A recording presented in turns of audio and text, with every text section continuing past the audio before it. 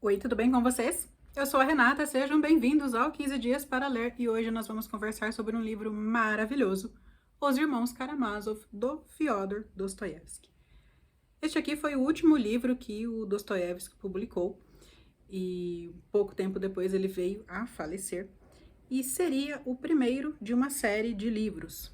Mas a ausência desta continuação dos livros não compromete o entendimento desta obra aqui. Eu gostei demais deste livro e também gostei muito desta edição, da qual eu até já vou falar, porque depois eu sei que eu vou me empolgar falando do livro e eu vou acabar esquecendo de comentar sobre alguns detalhes.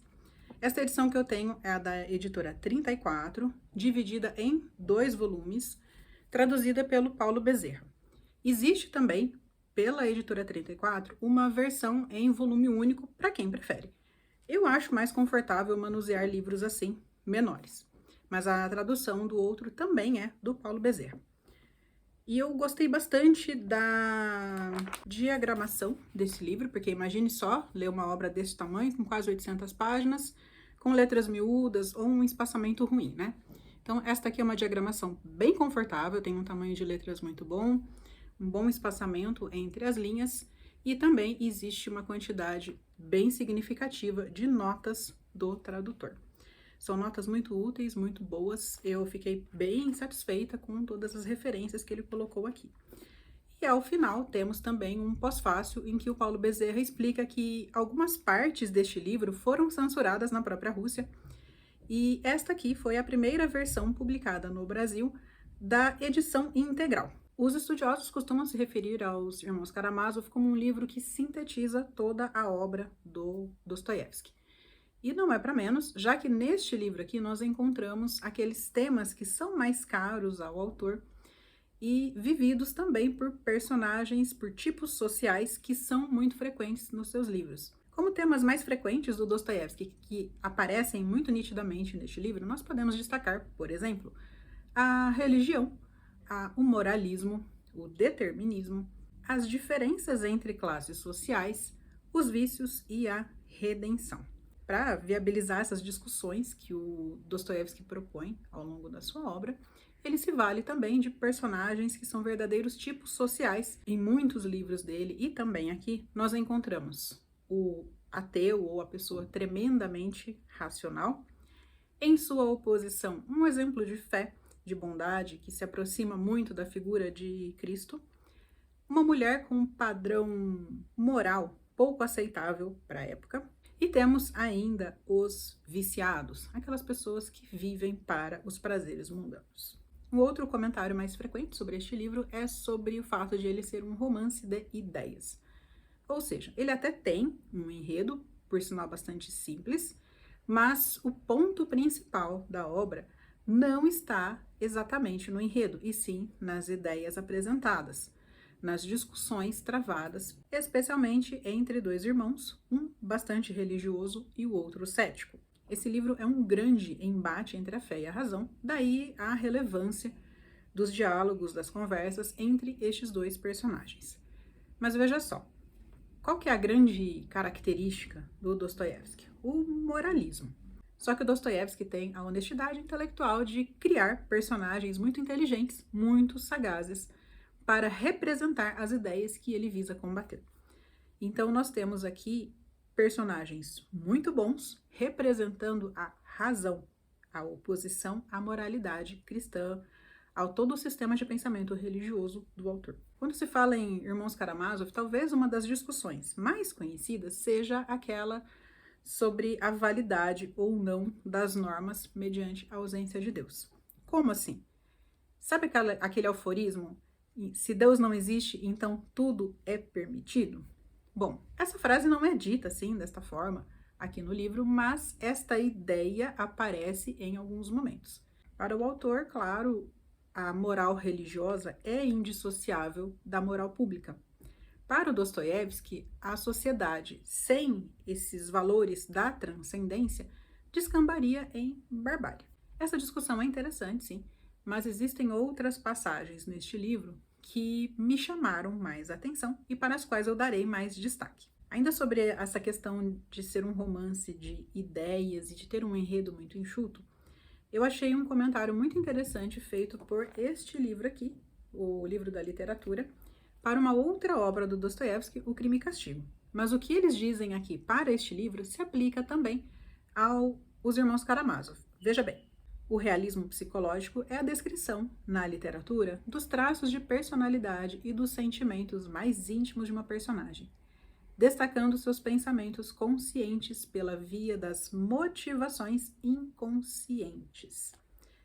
A trama propriamente dita muitas vezes desempenha um papel secundário em obras voltadas para o realismo psicológico, servindo para situar as relações, os conflitos e os ambientes físicos em que estes dramas mentais se desenvolvem. Eu frisei bem essa questão do inconsciente porque neste livro os personagens, em momentos distintos e por razões diversas também, passam por crises pessoais. Durante essas crises e também em alguns momentos mais críticos do livro, alguns deles se culpam não pelo que fizeram, mas pelo que acham que poderiam ter feito, pelo que acham que fizeram e, acima de tudo, por aquilo que eles desejaram que acontecesse. Agora sim, eu vou começar a falar sobre o livro propriamente e também sobre alguns personagens. Bem, sobre o enredo, podemos ser bastante breves. Posso dizer que esse livro se divide em duas partes bastante nítidas. Na primeira delas, nós vemos uma grande briga de família motivada por ego, dinheiro e mulheres. Em decorrência de todas essas brigas, acontece um assassinato. Então, na segunda parte, o livro se volta mais para as investigações a respeito deste assassinato e a busca pelos possíveis criminosos, julgamento, etc. Bom, enredo do Dostoiévski é sempre babado, confusão e gritaria. Os personagens estão sempre muito alterados, muito bravos, gritando uns com os outros, há pouco entendimento entre eles, mas ainda assim os diálogos rendem ideias muito boas, né? Quando eles se acalmam e conversam, os diálogos rendem bastante. É tanto barraco nesse livro que se os irmãos Karamazov pudessem ser apresentados pela televisão brasileira, o programa mais adequado seria aquele Caso de Família.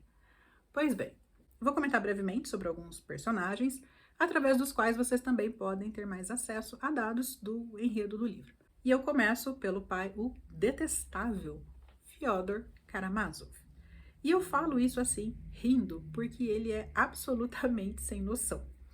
Eu acho que todo mundo deve conhecer alguém que é tão inconveniente, mas tão inconveniente, que a gente observa de longe e acaba dando risada das coisas que a pessoa faz, né? Bem, é o caso aqui.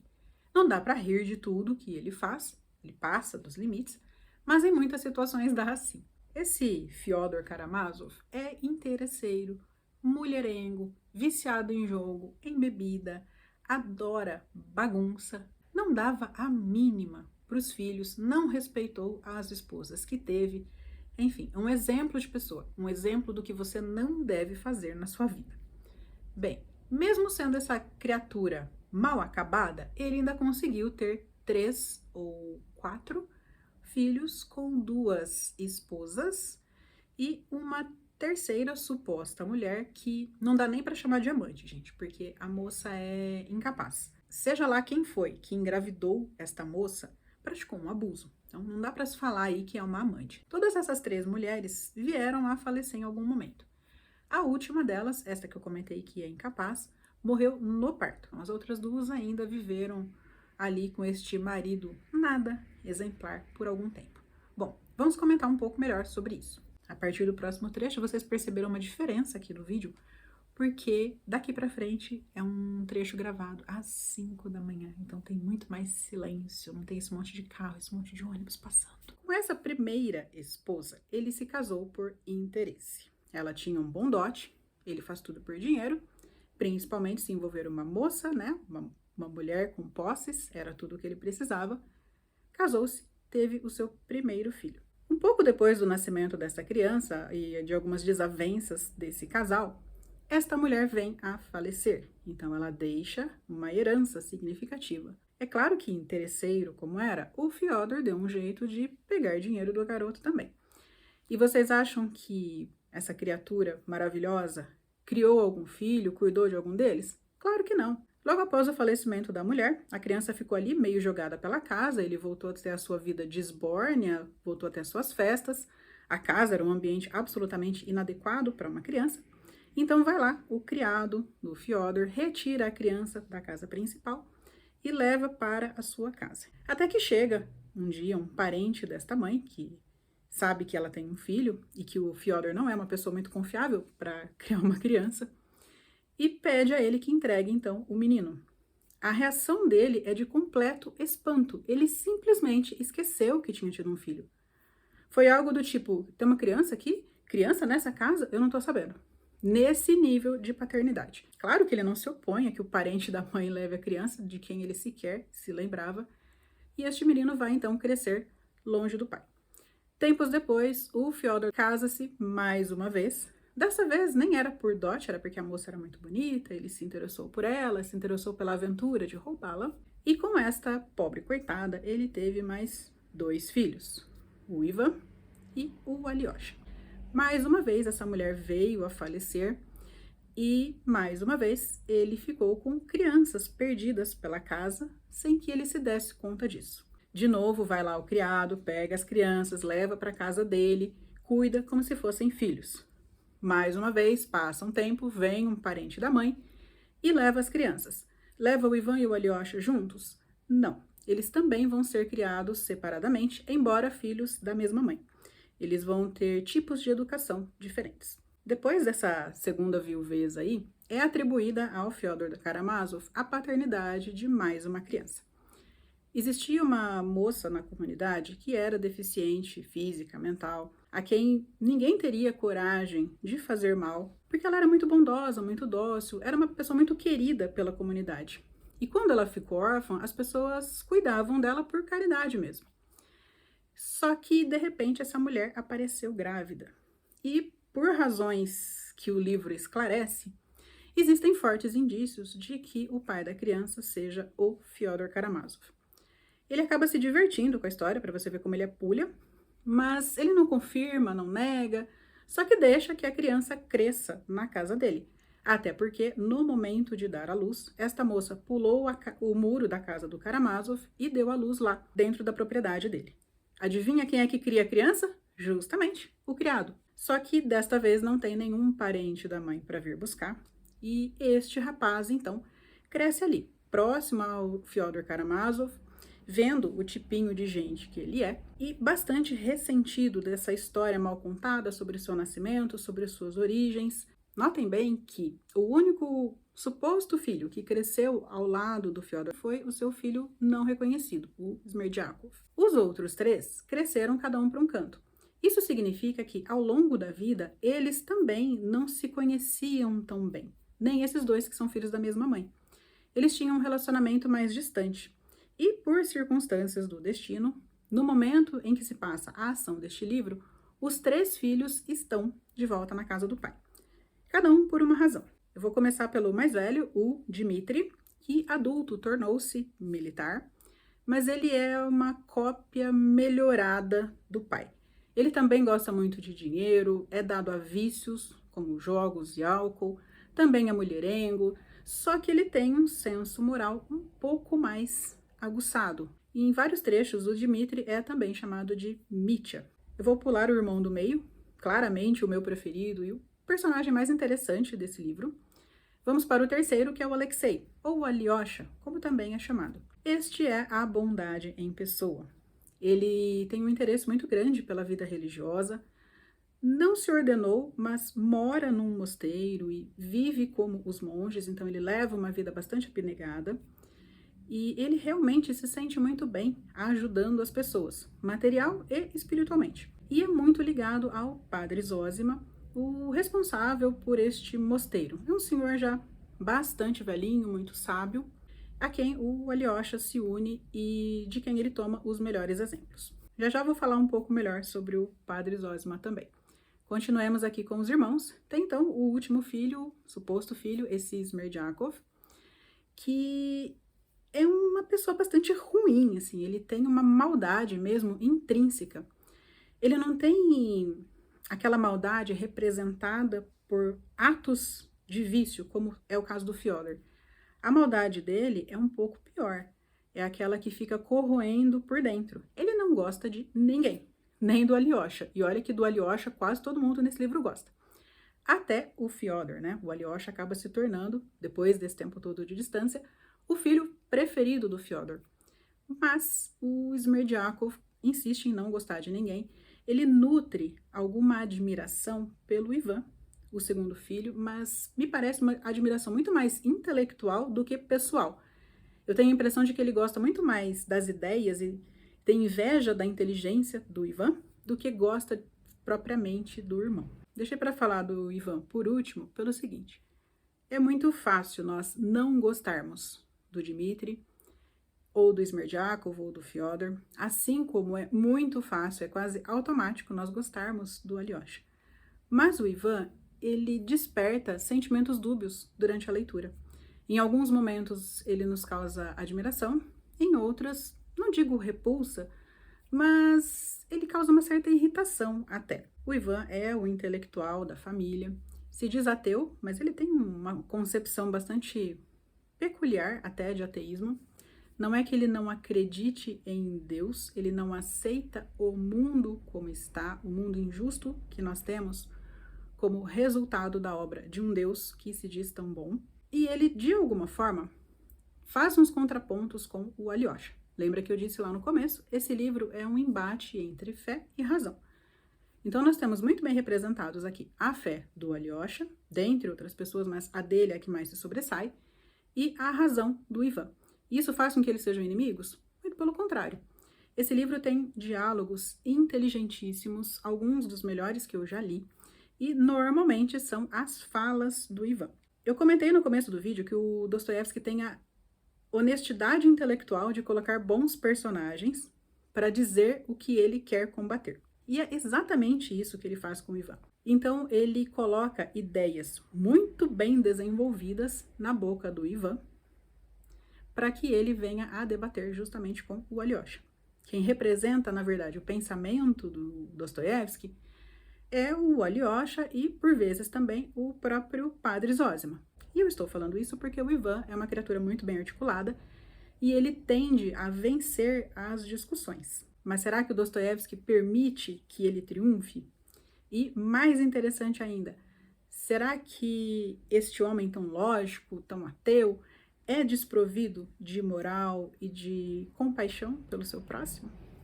Aí é que está a genialidade do Dostoiévski. Os personagens não são óbvios, muito menos aqueles que representam as ideias a serem combatidas. Eu vou voltar ao Ivan já e falar de duas das suas principais ideias. Antes eu só quero fazer um comentário aqui a respeito do Padre Zosima. Ele é a representação, de fato, daquilo que Cristo propunha, a vida caridosa, a vida a serviço do bem. Ele tem uma forma muito particular de agir dentro desse mosteiro, porque ele também valoriza mais nos demais a atitude do que a prática litúrgica. Então ele tem uma bondade e uma humildade que o colocam num papel muito próximo do de Jesus Cristo mesmo. Exceto quando ele vai comentar sobre a sua vida, e nós descobrimos que nem sempre ele foi este homem tão virtuoso, como é, por exemplo, o próprio Alyosha. O Alyosha é a representação mais próxima de Cristo nesse livro.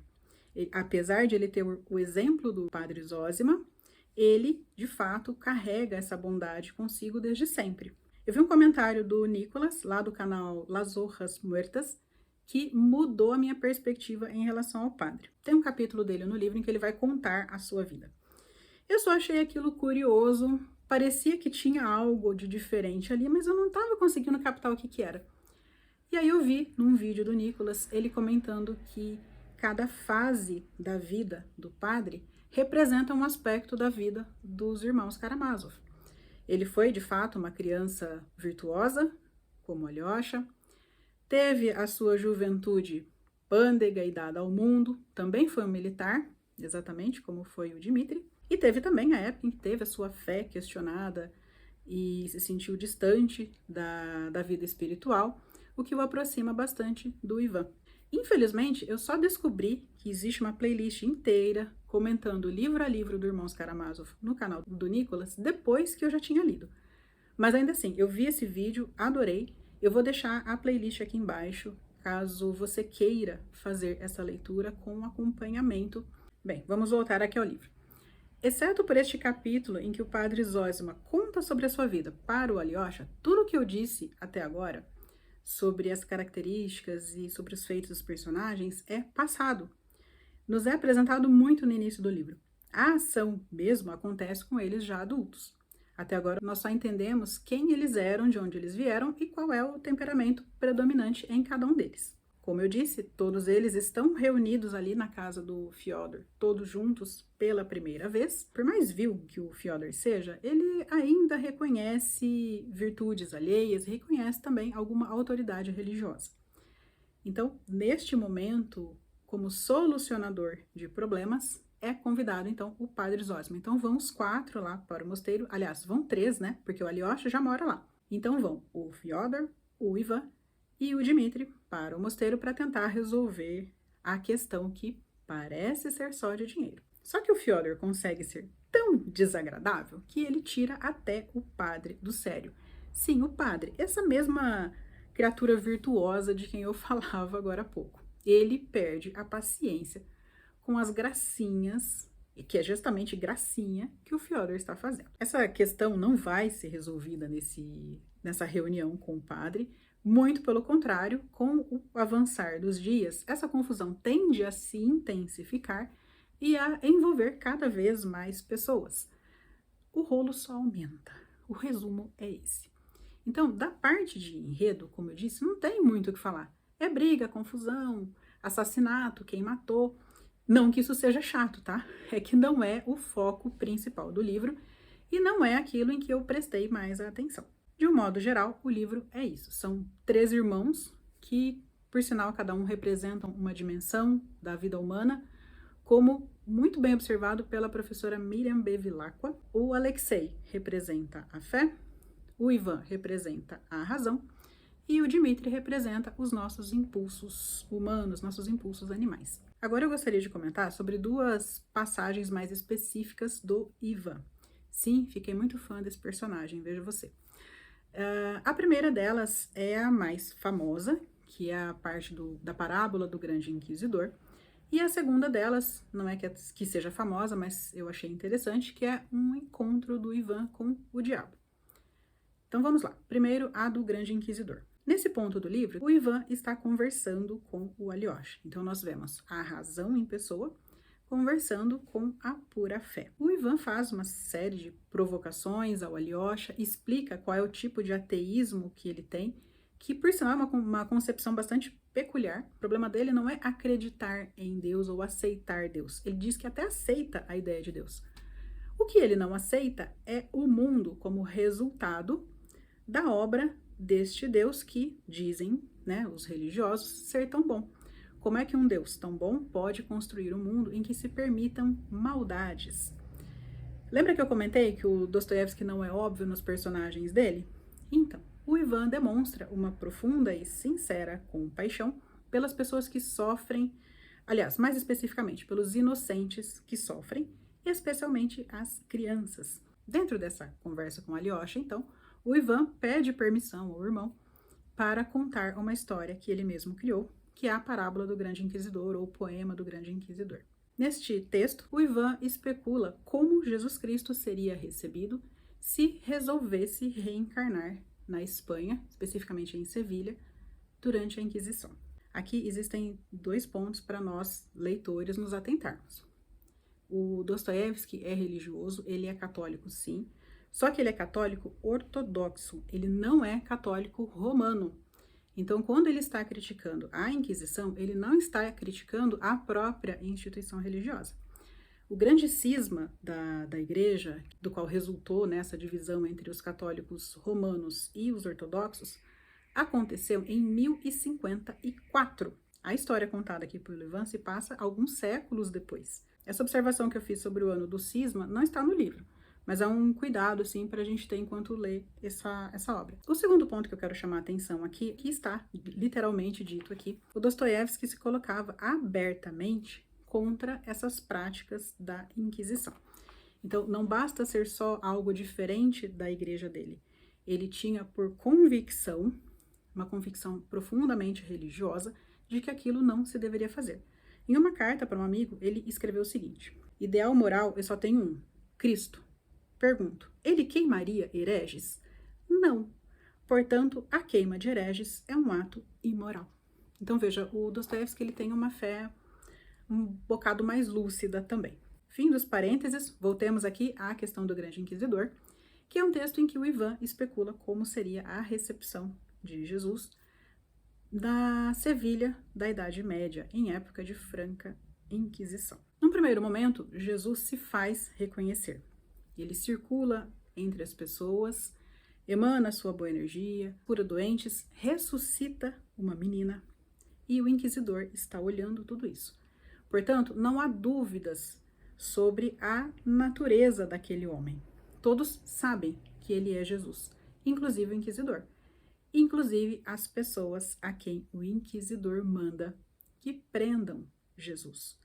Jesus é recolhido preso, e quando o grande inquisidor chega até ele para conversar, na verdade não é conversar, o grande inquisidor faz um monólogo, ele expõe as suas razões para ter tomado esta medida tão drástica. O grande inquisidor acusa Jesus Cristo de ter condenado a humanidade ao peso da liberdade. E como, segundo as ideias dele, isso aconteceu? Aqui nós precisamos de mais uma interrupção para nos recordarmos de um trecho lá das Escrituras, no Novo Testamento, sobre as 3 tentações de Cristo no deserto. Quando o diabo vem tentar Cristo, ele tenta dissuadir Cristo da sua missão moral, e Cristo nega. Segundo o grande inquisidor, esta negativa de Jesus tirou dele o poder sobre a humanidade.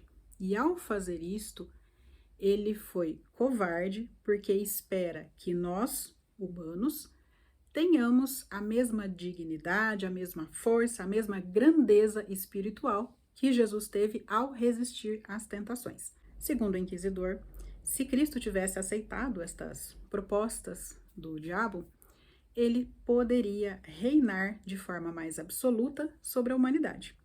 E a humanidade lhe deveria apenas obediência. Não haveria a necessidade do livre-arbítrio. Não haveria o peso desta liberdade. Então, segundo o inquisidor, Cristo, quando abriu mão de comandar a humanidade, controlando a cessão de bens materiais, milagres e feitos sobrenaturais, conferiu este poder à igreja. E o inquisidor se acha muito bondoso, ele realmente tem muita convicção nisso que ele está falando, e ele se coloca, de fato, como alguém que está representando os interesses da humanidade. Segundo ele, esse domínio que a igreja tinha era para poupar a humanidade do peso da liberdade. Deixa que nós escolhemos para vocês. Deixa que a gente te fala, você tem que fazer assim, você tem que fazer assado. E se fizer errado, vai queimar na fogueira. De todo o enorme capítulo que é o do Grande Inquisidor, esse trecho aqui eu acho que é o mais significativo, que mais sintetiza esta acusação, que na verdade é isso que o inquisidor está fazendo contra Jesus. Aqui ele diz o seguinte para Cristo: não existe nada mais sedutor para o homem que sua liberdade de consciência, mas tampouco existe nada mais angustiante. Pois em vez de fundamentos sólidos para tranquilizar para sempre a consciência humana, tu lançaste mão de tudo o que há de mais insólito, duvidoso e indefinido, lançaste mão de tudo o que estava acima das possibilidades dos homens, e por isso agiste como que sem nenhum amor por eles. E quem fez isto? Justo aquele que veio dar a própria vida por eles. Em vez de assenhorar-se da liberdade dos homens, tu a multiplicaste e sobrecarregaste com seus tormentos o reino espiritual do homem para todo sempre. Então veja, além de tudo, além de justificar o exercício de tamanho poder sobre as pessoas, o inquisidor ainda por cima é irônico, ele debocha da atitude de Jesus, que teoricamente amaria a humanidade, mas que, segundo o julgamento dele, teve uma atitude que, na verdade, era de desprezo, de falta de consideração pela nossa natureza mais humana, não divina. E vou repetir para o inquisidor o que eu já falei a respeito do Ivan. Dostoiévski coloca personagens muito bons, bem articulados, para defender as ideias que ele quer criticar. E o Grande Inquisidor, neste ponto, é até melhor que o Ivan, embora seja uma criação do próprio Ivan, né? É um texto dentro do texto. Embora eu não concorde com as acusações do Inquisidor, eu entendi, quando li esse livro, por que esse trecho é tão estudado. Ele é, de fato, muito bem elaborado, muito bem trabalhado. É um nó na questão do livre-arbítrio e do exercício da liberdade. Será que nós somos livres como do podemos fazer, ou quando nós somos obrigados a nos abster de fazer coisas? Né? Segundo o Inquisidor, a nossa liberdade está condicionada a certas proibições, porque se não podemos fazer, nós nem vamos escolher. Então nós perdemos este peso, nós perdemos este ônus da escolha. Achei bem curiosa a crítica que o Dostoiévski faz ao protestantismo, bem no início desse capítulo do Grande Inquisidor. Aqui ele diz o seguinte: é verdade que naquela época havia muitos milagres. Havia santos que faziam curas milagrosas. A própria rainha dos céus descia sobre alguns justos, segundo a geografia desses. Mas o diabo não dorme e a humanidade começou a duvidar da veracidade desses milagres. Foi nessa época que surgiu, no norte, na Alemanha, uma heresia nova e terrível. Aí aqui na nota o tradutor deixou o seguinte: trata-se da reforma, claro, né? Que Dostoiévski assim analisa em seu Diário de um Escritor, de janeiro de 1877. O protestantismo de Lutero já é um fato. É uma fé protestante e apenas negativa. Desaparecendo o catolicismo da face da terra, o protestantismo o seguirá na certa e imediatamente, porque, não tendo contra o que protestar, há de converter-se em franco ateísmo e com isso se extinguirá. Eu achei, assim, uma conclusão bem torcida, bem forçada, né? Você achar que, a partir de uma reforma e da criação de uma nova religião, a morte da anterior vai automaticamente acarretar a morte da sucessora. Enfim, estamos aí, né, vendo que nesse ponto, pelo menos Dostoiévski estava errado, e estão aí até hoje católicos e protestantes. E por que eu achei irônica essa revolta do Dostoiévski com Martinho Lutero? Primeiro porque o Lutero era originalmente católico romano. Como religioso, ele se insurgiu contra algumas práticas da Igreja Católica, propôs, a princípio, essa reforma para a própria Igreja. A intenção dele, até onde eu sei, não era, de fato, criar uma nova religião, era mudar as práticas da Igreja Católica Romana. As propostas não foram aceitas, e aí sim, depois dessa recusa, ele foi exercer a sua fé de uma forma diferente. E uma das práticas que o Lutero mais criticava era justamente o pagamento de indulgências, que nada mais era do que um pagamento por salvação. Ou seja, a pessoa pecava, fazia e acontecia, se confessava e era condenada ou convidada a pagar indulgências, ou seja, a fazer uma doação de bens, de dinheiro, de ouro, de imóveis, etc., para a igreja em troca da salvação da sua alma. Se nós olharmos mais friamente, essa fundamentação da cobrança de indulgências não é tão distante assim das ideias do inquisidor. Ele não se sentia legitimado a suprir o livre-arbítrio dos fiéis e das pessoas sob sua jurisdição, porque elas não deveriam ter a liberdade de fazer o que fosse?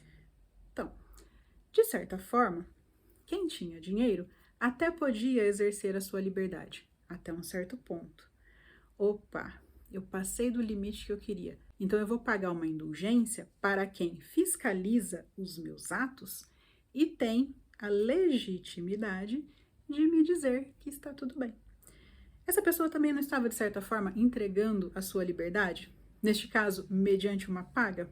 Depois vocês me digam se concordam ou não com essa analogia que eu enxerguei entre o discurso do Grande Inquisidor e a fundamentação das indulgências, mas enfim, foi nisso que eu pensei e achei bem cômico até que o Dostoiévski tivesse tanta raiva do Lutero. Um outro trecho que eu queria comentar aqui com vocês é mais no final do livro, mas fiquem tranquilos porque ele não entrega nenhum spoiler, é algo absolutamente individual em relação ao Ivan. ele tem um encontro com o diabo. Fica meio estranho falar assim, porque teoricamente ele é ateu, né? Por mais que ele comente com Alyosha, que ele até aceita, compreende a noção de um ser divino, ele escolhe não acreditar em Deus. Só que, como assim? Então, será que no diabo ele acredita? E é este jogo que o diabo faz com o Ivan.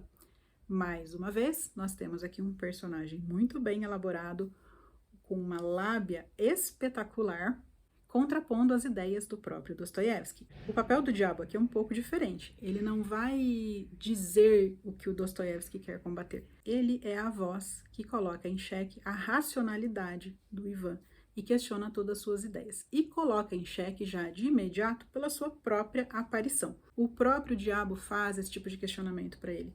Ué, mas se você não acredita em mim, por que você está falando comigo? Em dado momento, o Ivan pega algo para atirar nele, que está com raiva do que está ouvindo, e ele fala, mas se você não acredita em mim, por que você está tentando me acertar com isso? Então, o Ivan, que já estava num estado mental um tanto alterado, num primeiro momento ele não sabe se aquilo é sonho, se é uma visão, se é um castigo, se é um delírio por febre, mas, ao mesmo tempo em que ele duvida, ele também não deixa de considerar a hipótese de que, de fato, o diabo esteja sentado ali na frente dele. O diálogo deles oscila entre esse embate racional e também um certo humor, porque o diabo está tirando sarro do Ivan e também porque essa imagem do Dostoiévski para esse personagem tão particular é bem fora da convencional, da que nós vemos normalmente nos livros. Nós temos aqui uma figura absolutamente agradável, educadíssima. Ele tem uma figura corporal e uma figura corporal com defeitos. Ele também sente dores, também tem problemas, se queixa de algumas coisas. Então é um diabo absolutamente humanizado. Está bem longe daquela representação do capiroto como coisa, como uma fumaça, como só um cheiro que passa. Não, aqui ele é bem humanizado, é bem personificado. E, além de tudo, é muito educado. Ele, a princípio, trata o Ivan com muita gentileza, embora, excepcionalmente, tenha aí esses arroubos de humor. E, eventualmente, um humor que irrita o Ivan, mas que diverte o leitor. Em vários momentos, a figura do Alyosha se aproxima à figura de Cristo, como eu já falei aqui algumas vezes. Pelas atitudes, pela bondade, pela confiança até que ele inspira nas demais pessoas, e também por comportamentos próximos àqueles descritos como sendo de Jesus no Evangelho. Essa cena, por exemplo, da conversa do Ivan com o diabo, termina como? Com a chegada do Alyosha. Então, chegou o Espírito Santo, o outro se retirou. É uma coisa quase imediata. O diabo percebe o Alyosha chegando e, se manda. E a última cena deste livro, mais uma vez eu repito, gente, não é spoiler, é praticamente uma remontagem do Sermão das Montanhas, né? Jesus está ali com as crianças ensinando o bom caminho e a última cena do Alyosha é exatamente esta. Alyosha pregando para as crianças. Tem muita criança ali em volta, né? Porque não é spoiler falar assim do Alyosha presente na última cena do livro, livre, leve e solto lá, falando com as crianças. Porque desde o início do livro, aliás, desde o prefácio, o narrador nos deixa claro que o Alyosha é o herói da história. E ele também seria o fio condutor do próximo livro que se seguiria a este. Não dá para dizer que o Alyosha seja protagonista. O protagonismo é bem distribuído entre os irmãos. Eu aqui não falei muito do Dmitri, mas ele também tem os seus momentos de protagonismo.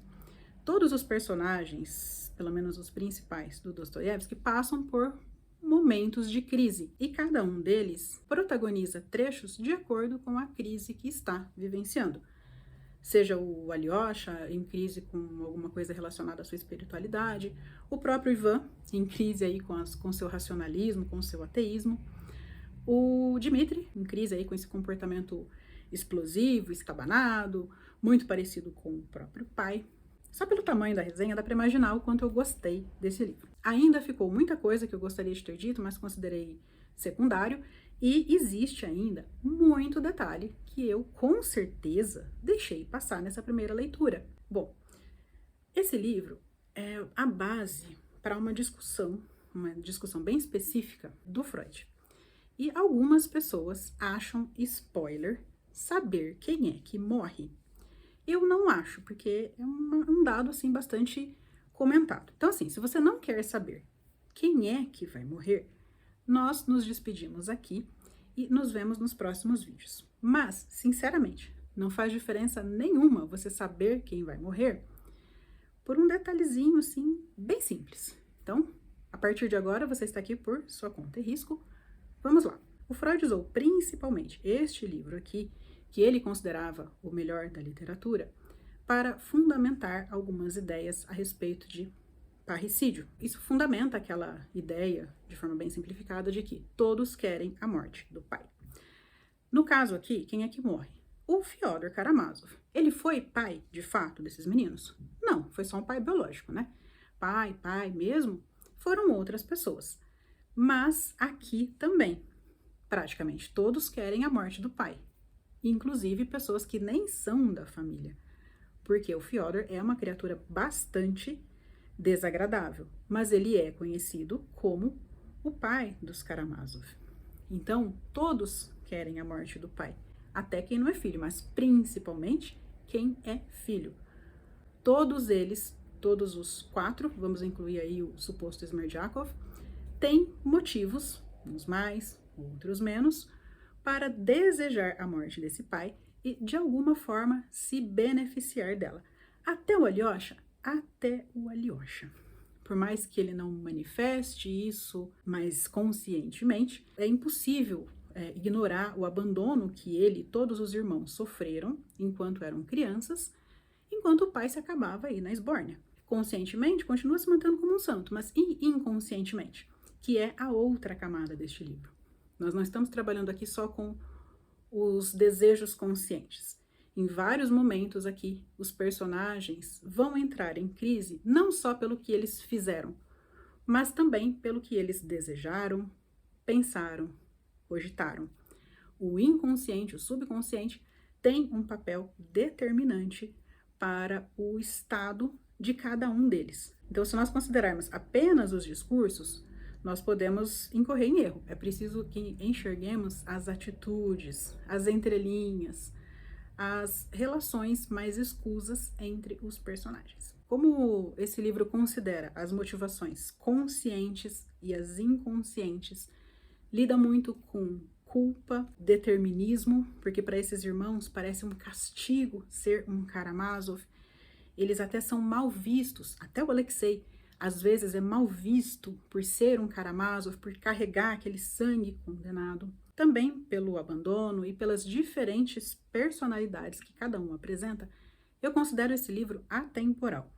Eu acho que é um tipo de livro que vai se beneficiar cada vez mais de releituras.